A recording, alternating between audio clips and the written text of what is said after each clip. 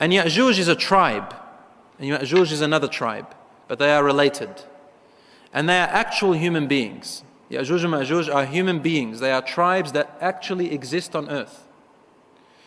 They existed close to the time of Musa alayhi salam, in an era of a great king named Dhul Qarnayn. He had so much power, so much authority, that his kingdom reached almost the whole world. And Allah subhanahu wa ta'ala talks about Dhul Qarnayn in Surah Al-Kahf. He said he found people there that were very primitive in speech.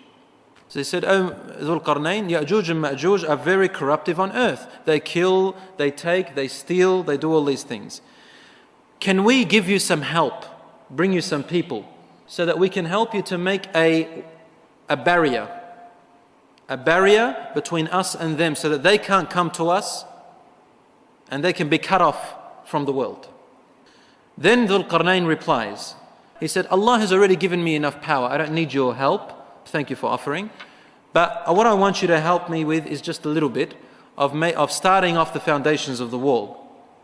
I'll make between you and them a wall." So the whole idea here, Allah is telling us that He built a wall or a barrier or a dam, something that was so strong, so impermeable, that nothing can reach and nothing can come, nothing can break it down anymore. No climate, no people, no weaponry, nothing. And when Dhul Qarnayn looked at the people, they looked at this wall and they said, "Wow, this is a very strong wall." And Dhul Qarnayn wanted to teach them a lesson finally. He said, قَالَ هَذَا رَحْمَةٌ مِّن رَبِّي. This is a mercy from your Lord for now. But when the promise of my Lord has arrived, Allah has decreed something that's going to happen. Allah will make this wall destroyed. He will destroy it. Dakka, meaning it will be level with the ground. The promise of my Lord is truly going to come, no doubt. The Prophet ﷺ, in the Sahihain, in Bukhari and Muslim, the Prophet ﷺ woke up one afternoon, very frightened, or very concerned, fazi'an, like he was concerned, shocked. And he said, "La ilaha illallah," out of shock. Woe to the Arabs from a bad thing that has come very near. Today, the wall of Yajuj and Majuj has been opened as much as this. And he made a ring with his fingers. He said, "This much has been passed through the wall of Yajuj and Majuj." Now, what does this mean? Does that mean that Yajuj and Majuj have already pecked through the wall since that time? Allahu A'lam. What it means though is that it is close. How are they breaking through? Allahu A'lam. How much of it is actually now open? Allahu A'lam. But the point is, when it's finally opened and Yajuj and Majuj are able to come out, it'll be the time when Allah has decreed and they will come out.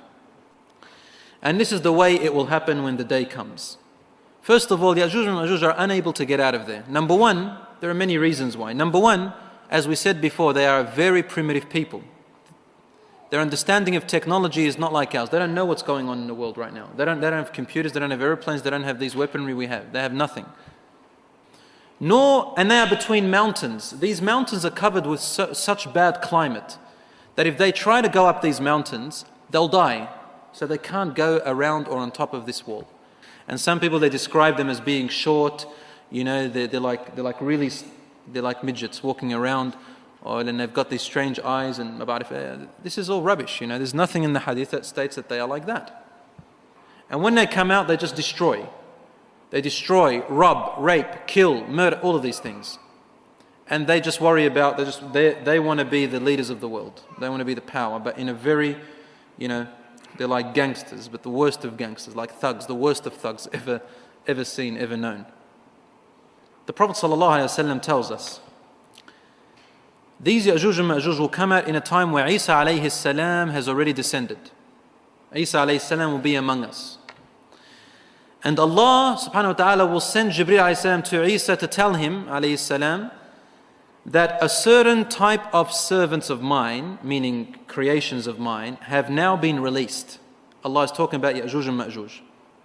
So take my servants, meaning take the Muslims, O Isa alayhi salam, take them to the mountains and hide. You will not be able to beat them. They are too many. There are so many, my dear brothers and sisters, Yajuj and Majuj, that the Prophet ﷺ once, I want you to listen to this, he sat down with his companions and said, for every one person that enters paradise, 999 will enter hellfire. That's frightening. It means, like, do we have any chance for every one person, 999 enters hellfire? So the Sahabas were concerned and they asked him, Ya Rasulullah, therefore none of us will enter paradise, maybe. Who's going to enter it? He said, don't worry. From your nation, meaning from my nation, just from the Muslims that ever exist, from the time of Muhammad ﷺ till the end of time, just from the Muslim nation, not from the world, from the Muslim nation, from every one of you, there is 999 of Yajuj and Majuj. They are 999 folds more than the nation of Muhammad ﷺ that exists. So if we are, now let's say 1 billion or just over 1 billion, how many would that make Yajuj and Majuj currently in population? Okay, you need good mathematicians to calculate that. So they are a large amount. Let's listen to the remainder of the hadith. And he says, sallallahu alayhi wasallam, فَيَمُرُّ أُولَٰئِكَ عَلَى بُحَيْرَةِ طَبَرِيَّةِ. They will pass by the ocean or the sea of Tabariya. It is close to Asham, to Syria, Buhayrat Tabariya, and where Jordan is in Syria, in that area. They will come past Buhayrat Tabariya. And what happens there? فَيَشْرَبُونَ مَا فِيهَا. They will drink every bit of water that's in it. وَيَمُرُّ آخِرُهُمْ. Now they're coming, like group after group, because there's a large amount of them. So the first amount of them will drink it all. And then either in the same day or a few days later, the other group is still coming. And they'll come to the same Buhayra, this little sea, and they won't find any water in it. They drank it all. They will say, we think that there was once upon a time water here. Okay, this indicates that they are phenomenally large population.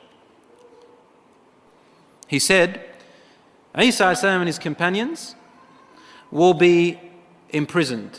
Imprisoned meaning they will be restricted to the mountains. We will have no way to get to food. فَيَرْغَبُ إِلَى اللَّهِ عِيسَى وَأَصْحَابَهُ. Then Isa and his companions will start supplicating to Allah. They'll make dua to Allah because they'll be in such a hard time. Allah subhanahu wa ta'ala will respond to the dua of Isa alayhi salam and his companions, and he will send a disease, a worm. Naghaf is a worm, type of worm or a type of parasite that will come out of the necks of the Yajuj and Majuj as a disease. It'll be in their necks. That's where the disease will be situated. And then they will all look like as if they have been killed all at once. Like you're in a battle and they'll be killed all at once. They'll all die wherever they are on earth. Then Isa alayhi salam and his companions will be told to come down. How will they be told? Isa alayhi salam will send a man. He'll say, who of you will volunteer to go down and check if Yajuj and Majuj are dead or still alive? But if you go down, it means you're sacrificing yourself. If they're alive, they're going to kill you. So one man will go down and find that they're all dead, and he will tell Isa alayhi salam, and then Isa alayhi salam, this will be a cause for him and his companions to descend from the mountains and come back on earth to eat and drink and live. Then Isa alayhi salam and his companions will ask Allah again to remove these people from there. So then Allah sends طَيْرًا كَأَعْنَاقِ الْبُخْتِ. He will send birds that have necks like the necks of vultures. فَتَحْمِلُهُمْ. It will carry their bodies. And this indicates to us that either their bodies are small in build or that they would have decayed, decomposed to the point where they become light. And they throw their bodies places where Allah subhanahu wa ta'ala wills for them. Then Allah subhanahu wa ta'ala sends rain and it fertilizes the land and their stench is gone. This is Yajuj and Majuj. What's the wisdom behind it? Allah subhanahu wa ta'ala knows best, but they are one of the major signs that the end of the world has come very, very near.